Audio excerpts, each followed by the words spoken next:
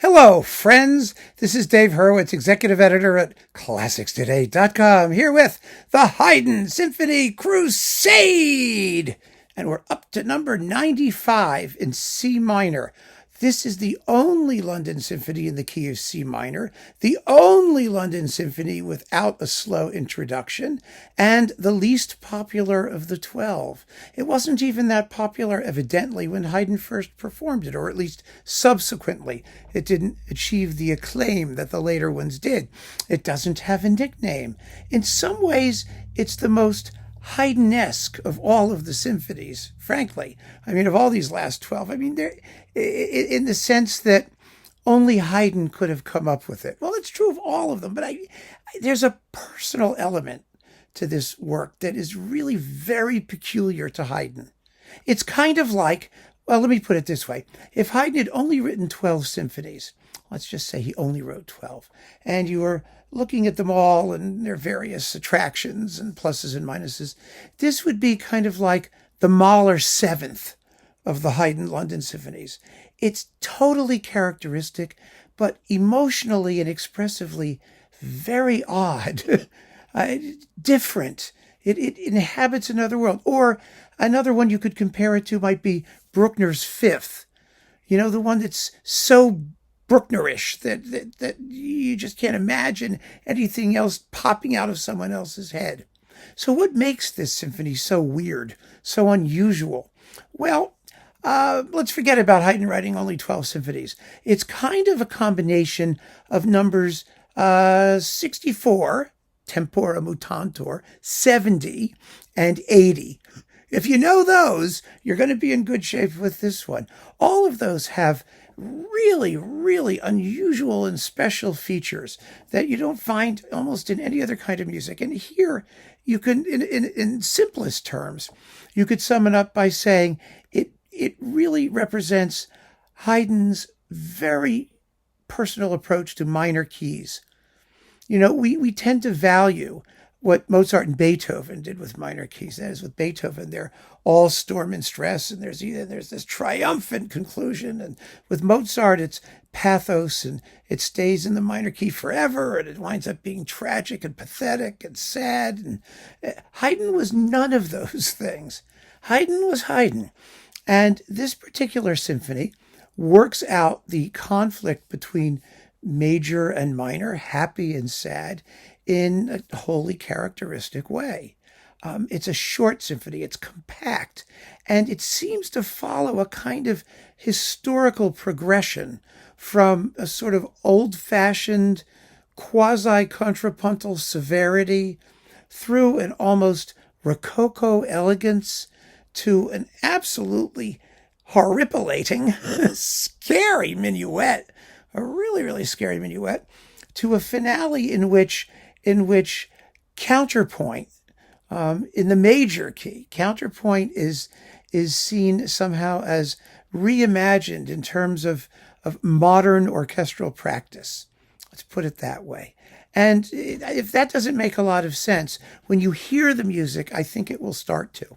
And the piece, as typical with Haydn, is a symphony. It's incredibly well unified, fascinatingly unified, in fact. So I'm going to have a great deal of fun explaining it to you. So the work begins. We're going to start right at the beginning with a 5-note motive. Da, da, da, da, dum. While the last 2 notes detach. Dum, bum. So get ready to hear that, because 2-note sniglets are going to be really, really important in the first 3 movements at least. So get ready for the 2-note sniglets. But for now, just keep that in the back of your mind. The first movement begins with this 5-note thing, which is obviously intended for some sort of contrapuntal working out, because it's a jagged head motive that you can easily copy up and down throughout the various parts. But that's not quite what happens. And, you know, remember in like most Haydn expositions, the motion music that gets you to the second subject is often really interesting. It throws out its own ideas and goes off in interesting digressions, you know, till we get to that wonderful second subject. Well, this movement does have a very fully defined second subject, but it takes like no time to get there. I mean, it just gives up very, very quickly. And that's kind of the interesting thing about that opening the first subject. It tries to be stern. It tries to be serious. It's a bully. It tries to be intimidating, but it's not. And nobody's accepting it. And that's the story of the first movement. And people find that odd, of course, because, you want the anguished minor key thing to be like anguished and minor key instead of being a wimp. But this minor key first subject is a wimp. And we have to give Haydn credit for knowing what he was doing, for understanding what he wanted to do. This minor key opening makes its way to the second subject in no time flat. It doesn't have a lot of staying power. And when it gets to the second subject, it's a happy major key piece of frippery. Da-da-dum, ba-da-dum, ba-da-da-da-da.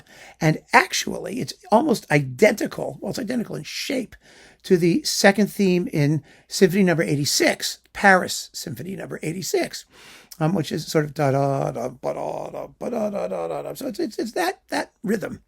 It's actually the same rhythm that Mendelssohn used in his Italian symphony. Da-da-dum, ba-da-dum, ba-da-da-da-dum. It's really very close to that, isn't it? Anyway, but it's just this happy, bouncy thing. And so you have two really widely separated poles. And that's the thing that's kind of interesting about Haydn. In Beethoven, you've got your anguished minor key opening of the Fifth Symphony, and it works its way around to this incredibly heroic, even more crazy conclusion. In Mozart, you have pathos, pathos, pathos, pathos, pathos. It gets in the minor key, it wants to stay in the minor key. But with Haydn, you get this enormous emotional range. It's huge in a very small space, not spread out over like a whole symphony.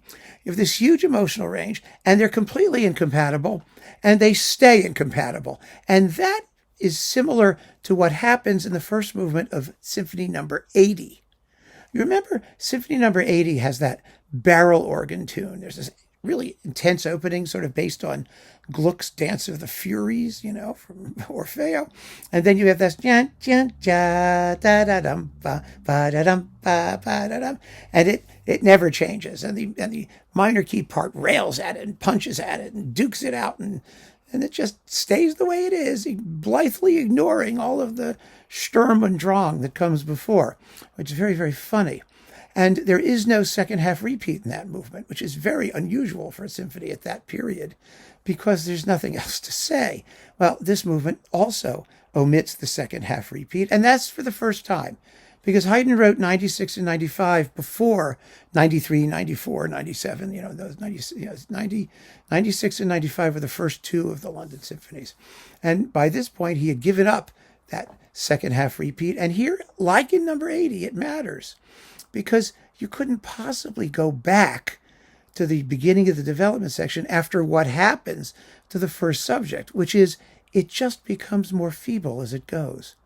So let's listen to the exposition, and then we're going to play the whole movement, because it's a very short movement, or almost the whole movement, let's put it that way, because it's really a very, very, very short movement, very, very intense. So listen to the opening anguished sort of thing that immediately scoots away when we have the light and lively second theme. Here it is.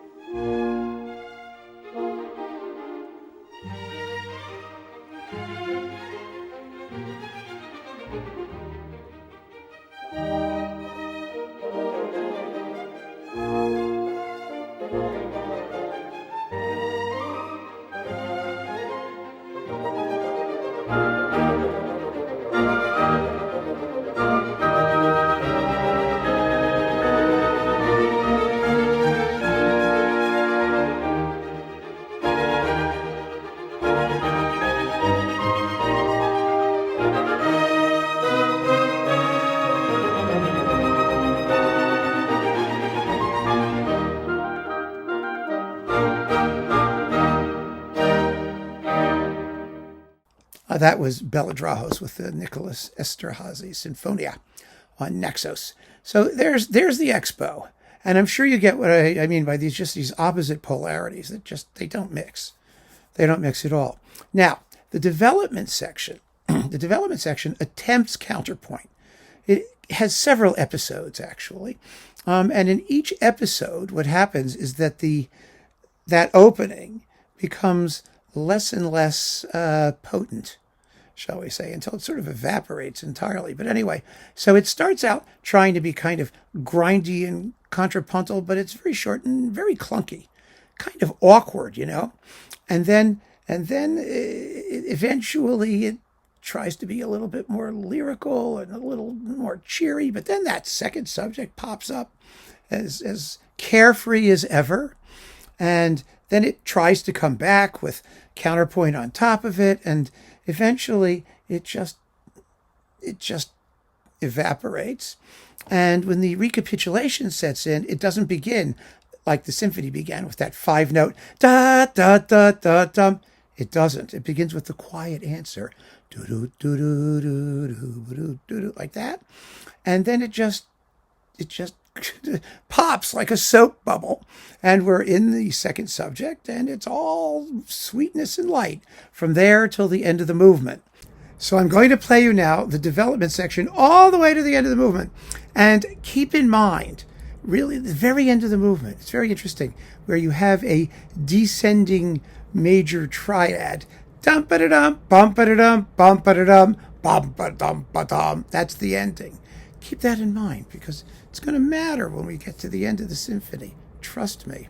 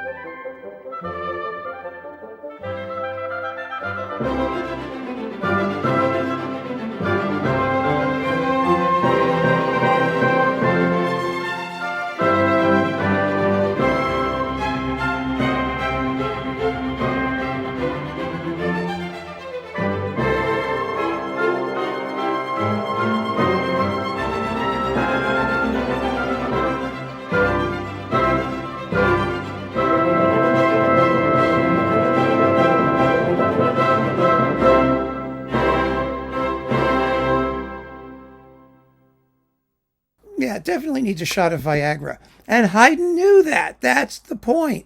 But that's what makes the music so emotionally interesting, so expressively interesting. The fact that it's not simple. it's very ambiguous. It's really is. It's what is supposed to be happening in this movement. We don't really know. We don't know yet. It's very preludial feeling. It really is. So that's the first movement, and it doesn't have the weight that your typical Haydn London Symphony first movements have, and that's why I think subsequent generations have sort of had trouble getting to it. This is actually a finale symphony. It gets more weighty as it goes. It doesn't begin that way. So the second movement is a beautiful theme and variations in Siciliano rhythm. Now you remember that opening where I said two-note sniglets? Dum bum bum bum. Oh, this is all about two-note sniglets because the Siciliano rhythm is dum bum bum bum bum bum, and the two-note sniglets are both in the accompaniment and in the theme. And it's a very beautiful theme, but it's a little old-fashioned, I think you'll agree. It sounds like earlier Haydn. It has no trumpets and drums. The Siciliano is a zillion years old. They were very popular with Handel, for example. So it's a movement that has a deliberately old-fashioned quality about it. Here is the theme.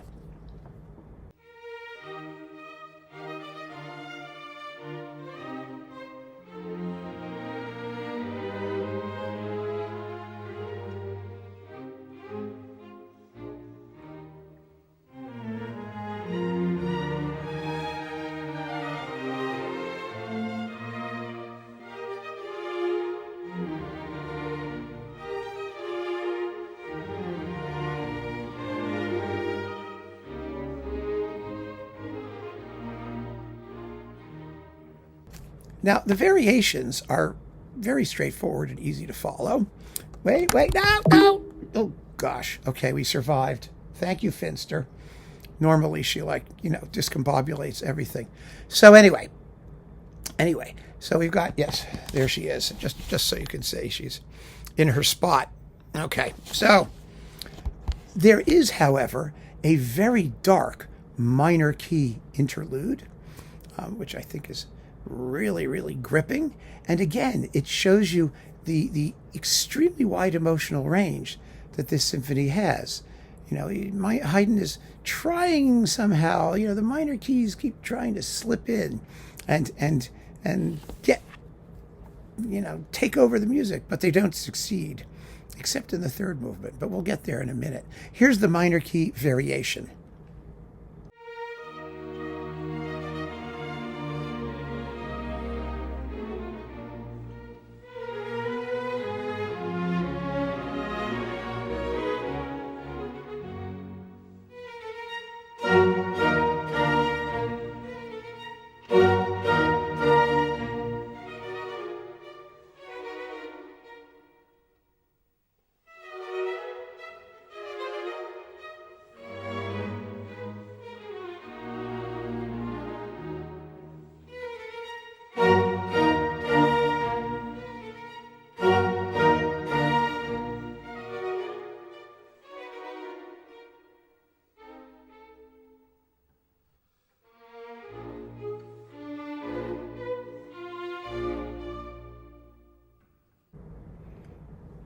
Now, prior to that, we've had a variation featuring a wonderful solo for the cello.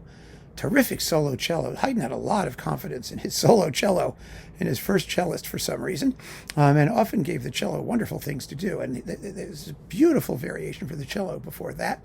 I mention that because it will become significant in a minute. And then we have the conclusion, the coda. And the coda is very, very beautiful, but the coda ends with that little two-note sniglet, dum bum bum bum, and we need to keep that in mind because the minuet begins with that, just that.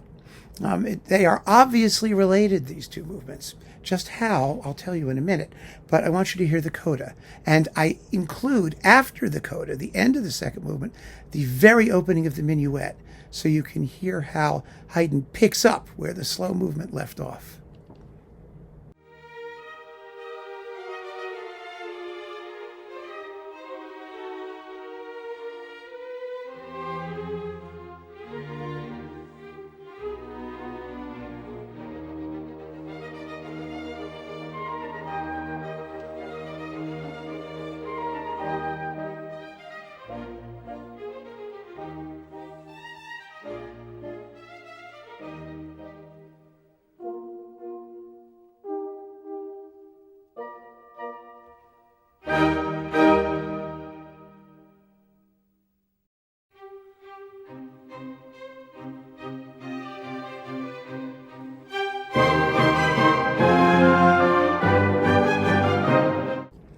it turns out that the minuet and the slow movement are virtually mirror images of each other.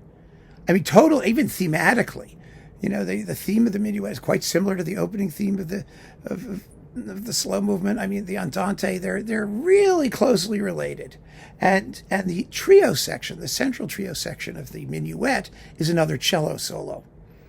And whereas the andante is almost all in major keys with a minor key episode, the minuet is all in minor keys with the cello solo being the major key episode in the middle. So they are totally mirror images. It's really fascinating the more you get to know them. I now will play you the entire minuet from soup to nuts. I mean, you know, without repeats, the whole minuet section. I'm not going to play you the cello solo because you can take my word for it, right? We have understanding, you and I, that cello solos will be cello solos. So there are these two cello solos which you can hear for yourself. They're beautiful, absolutely lovely. But anyway, here's the minuet. It's the darkest minuet Haydn ever wrote. It's actually scary in places. It's really, really stern. And it's all based on little two-note sniglets.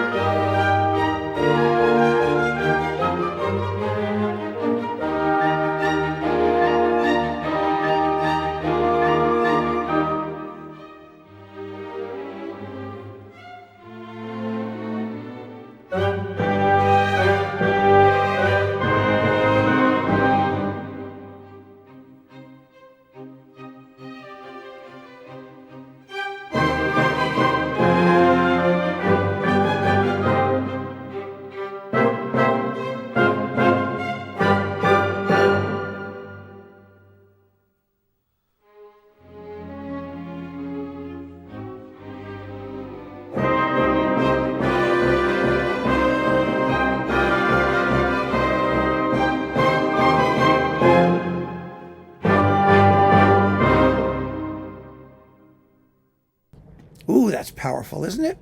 But isn't it weird that, like, the darkest, scariest movement in an erstwhile minor key symphony is the dance movement? It's the minuet. It's not the first movement. It's not the finale. It's somewhere in the middle of the symphony. And the dark night of the soul happens in the strangest possible place in this particular symphony. And that's another thing that's just, it's very Haydnish. Things where you don't expect them to be. And in an emotional, an emotional range and compass, which is very, very wide, but strangely placed. Let's just put it that way. I love this minuet. I mean, it's really, really creepy and definitely intimidating. So it looks like, finally, Haydn is going to realize the implications of that C minor opening. That dark, dark, despairing, anguished, tense, tragic, whatever you want to call it. And Haydn, remember, from his Sturm und Drang period, was no stranger to writing extremely creepy minor key minuets. I mean, he does it in his string quartets and his piano trios. I mean, he's quite good. He actually wrote a very tragic minuet at one point in the end of, what is it, the F minor piano trio? So, yeah, or F sharp minor piano trio, whichever one it is. It's very minor, and it's very, very dark and spooky. So Haydn knew how to do that, and he does it here. And then we get the finale. Now, the finale is sort of a combination of the finales of symphonies number 70 and 64. Number 70, you may remember, was a monothematic fugal rondo finale. Yes. In other words, it's an A-B-A-C-A form where the B and C sections, that is the middle sections after the rondo theme, are fugues or contrapuntal episodes. And that's basically what you get in this finale. It's quite similar to that one in terms of structure. It's a little bit different in terms of emotional feeling, because the finale of 70 was hilarious. It was a joke. It was a fugue made out of nothing. Whereas this one is far more serious in its emphasis on on the joyful application of contrapuntal writing. It really is. And it begins with the most beautiful melody. I mean, one of the most glorious melodies of the classical period. However, that melody begins with a 5-note head motive. Remember the opening of the first movement? Ba, do, do, do, do. Well, this one is ya, da, da, dum, bum. It's a little similar, isn't it? I mean, it's sort of this up and down motion, 5 notes. Well, that is the same 5-note motive at the end of Symphony No. 64. Times they are a-changin', tempora mutantur, although the rest of the tune is different. But they share this 5-note rhythm, those two finales. And it seems that perhaps what Haydn is saying, just maybe, is that, modern music, which is what he's writing, has arrived at a use and a kind of counterpoint which is expressive of joy, of happiness, without severity, without academicism, without, all of that old-fashioned fustiness. Because there is nothing old-fashioned sounding about this movement at all.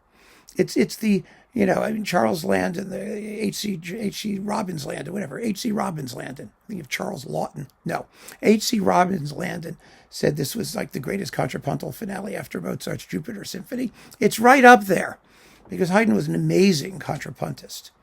And it's actually even more effortless than the finale of the Jupiter Symphony because Haydn's intent is to just show us the breezy joy of multi-voiced writing. And he does. And so what I want to play you now is the opening and the whole major contrapuntal section.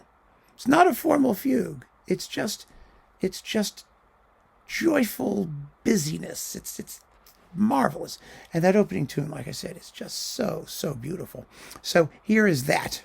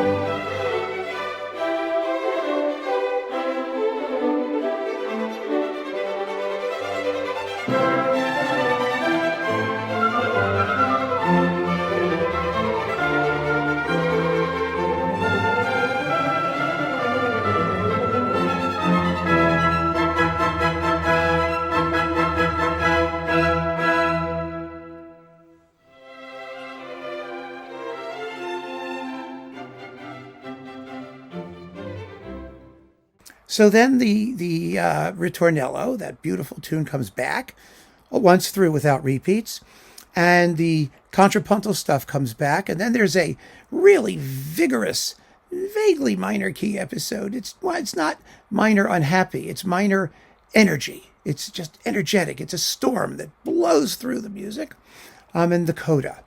And the coda is really, really interesting because if you listen to the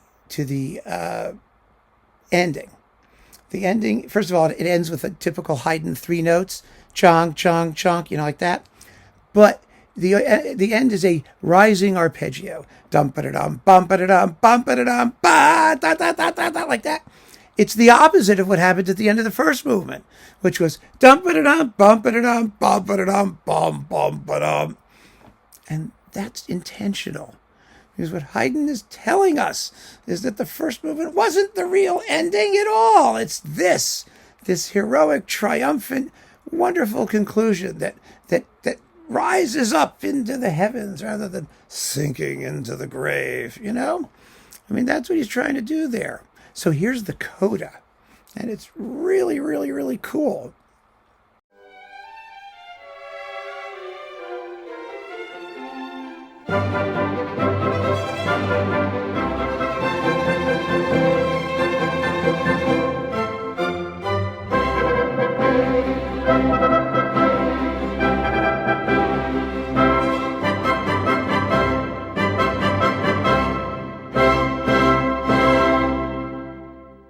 So you're in business. You get the whole thing, the ending, and then this ending, the one that goes down, the one that goes up, the 5-note head note in both cases, the contrapuntal stuff, the mirror image of the inner movements, the really odd emotional journey that this symphony takes us on to get to this really happy and contented and vital. It's the joy of creativity that we hear in this movement. And it's wonderful, and it's weird, and it's Haydn like nothing else. So keep on listening, friends. Thanks for joining me. Take care.